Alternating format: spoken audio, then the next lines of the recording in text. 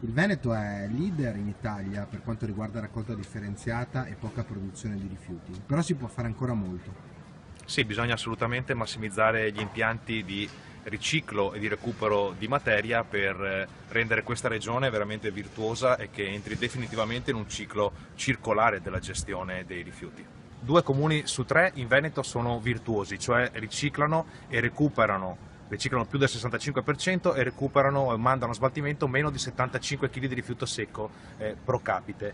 Le difficoltà le abbiamo un po' nelle città, anche se ci sono eccellenze come Treviso e Belluno che si confermano comuni virtuosi, i primi comuni capoluogo d'Italia. Le altre città invece vanno un po' a rilento, soprattutto Padova, seguita da Verona. Quello che si diceva anni fa, alta raccolta differenziata e poca produzione di rifiuti, non era utopia ma è realtà. È sicuramente realtà, in Veneto lo possiamo vedere in tantissimi comuni, è dipeso molto spesso dalla sensibilità dei comuni, ma anche dalla capacità di associazioni come Legambiente di sensibilizzare i cittadini, perché mettere in competizione chi è già bravo è proprio positivo ed è l'iniziativa proprio di oggi dei comuni recicloni.